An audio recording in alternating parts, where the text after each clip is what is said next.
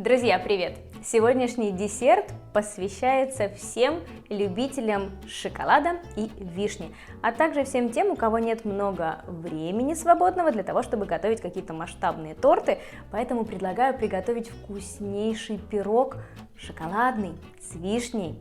Готовы? Давайте скорее начинать!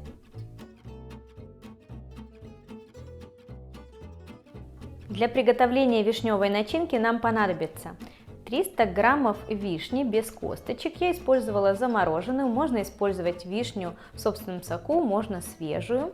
50 граммов сахара, 20 граммов кукурузного крахмала и 1 боб тонко. Это уже по желанию, но вишня и боб тонко, уверяю вас, идеальное сочетание.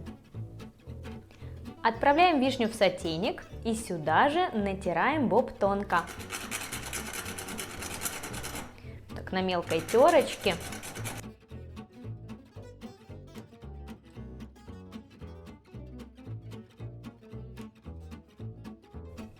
Я натерла к вишне боб тонко. Если у вас вишня замороженная, как у меня, я использую ее вместе с соком. То есть здесь у меня 300 мл общий вес. Если у вас вишня свежая, то я рекомендую вам взять 250 граммов свежей вишни без косточек и добавить 50 мл воды. Соединяем сахар и кукурузный крахмал. Перемешиваем. Картофельный крахмал я не рекомендую вам использовать, только кукурузный. Есть. Теперь все это отправляем к вишне. Перемешиваем венчиком, чтобы не было комочков. Так. Ставим на плиту и на средней температуре доводим до кипения, постоянно помешиваем.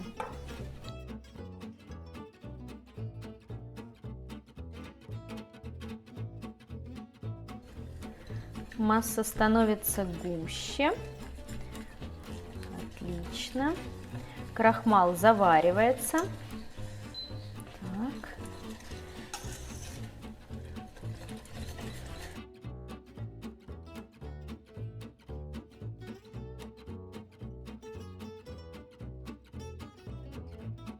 Даем буквально 30 секунд покипеть. И можем снимать с плиты вишню. Отлично. Перекладываю вишневую начинку в миску. Отставляю в сторону, пусть она немного охладится. Для приготовления шоколадного бисквита нам понадобится 100 граммов желтка, 50 граммов сахара к желтку, 150 граммов белка, 100 граммов сахара к белку, 110 граммов муки, 30 граммов какао-порошка и 70 граммов черного шоколада. Я использую вот такие мелкие дропсы. Отправляем в чашу комбайна желтки и сахар 50 граммов. Взбиваем желток с сахаром около 7-8 минут на высоких оборотах.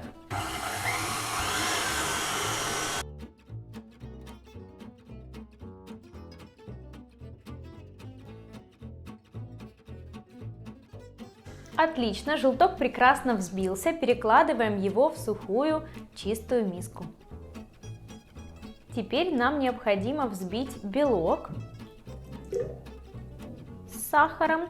Для этого подбиваем белок, он должен посветлеть, увеличиться в объеме, и только после этого постепенно начнем добавлять сахар.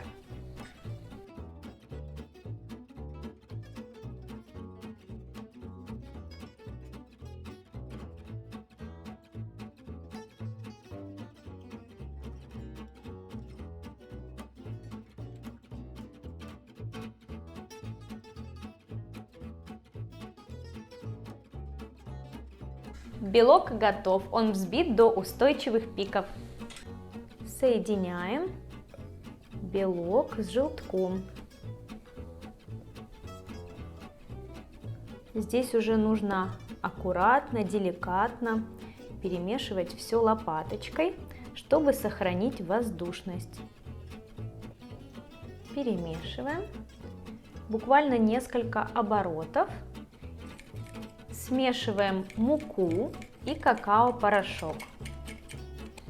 Теперь небольшими порциями с помощью сита добавляем муку и какао-порошок. Вот так. Перемешиваем очень деликатно, осторожно, стараясь сохранить воздушность массы. Так, как бы вот так раструшиваем.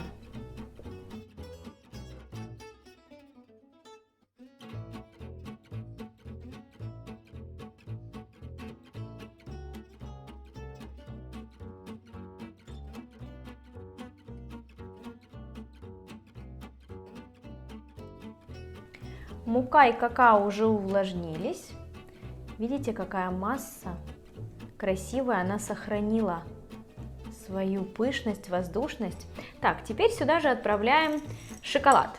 Шоколад у меня здесь, видите, такие мелкие дропсы. Это термостабильный шоколад. У вас есть выбор. Вы можете добавить такой шоколад, а можете добавить просто подробить плитку черного шоколада, черного или молочного шоколада. И точно так же добавить.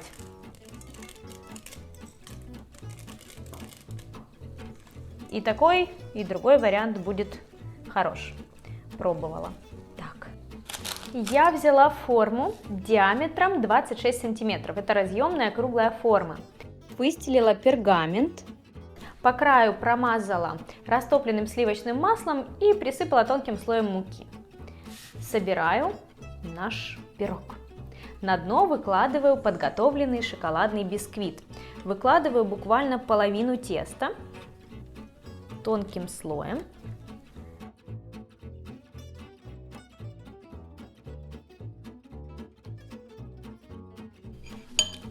Теперь наша вишневая начинка. Вот так хаотично, небольшими порциями выкладываю на тесто.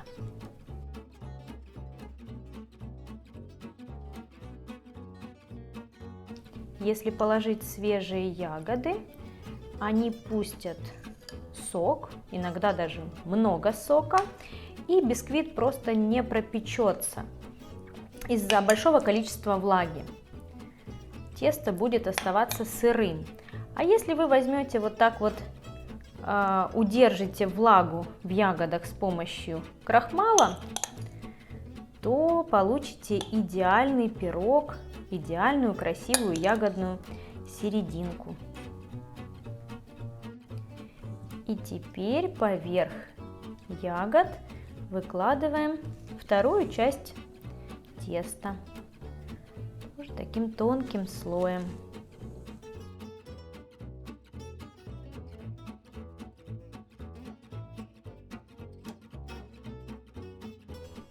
Наш пирог отправляется в разогретую до 170 градусов духовку на 35, максимум 40 минут с конвекцией, с обдувом. Вот такая красота у нас получилась. Теперь оставляем пирог, он должен полностью остыть. Пирог уже остыл, можем снять форму.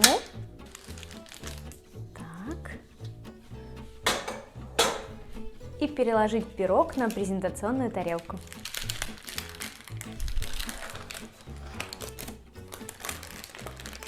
Аккуратно снимаю пергамент.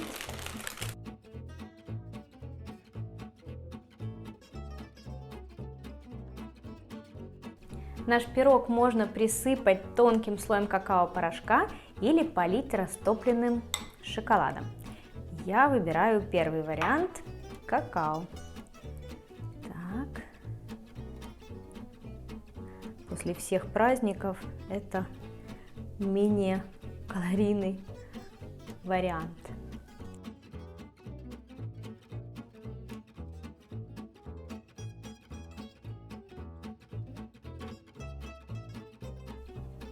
Вся вкуснота и красота внутри, поэтому отрежу кусочек и покажу, что же там в серединке.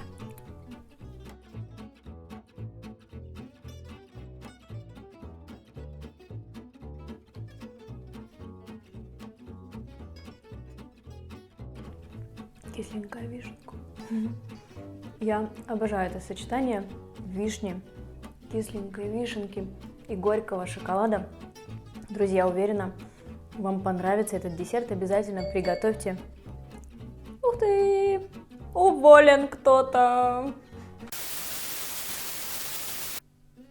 Мы взяли нового оператора. Так вот, вернемся к шоколадно-вишневому пирогу. Он очень вкусный, легкий в приготовлении, как вы уже увидели. Обязательно побалуйте таким десертом себя и своих любимых.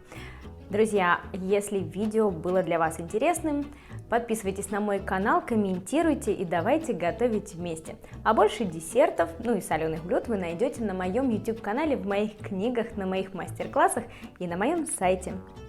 Давайте готовить вместе.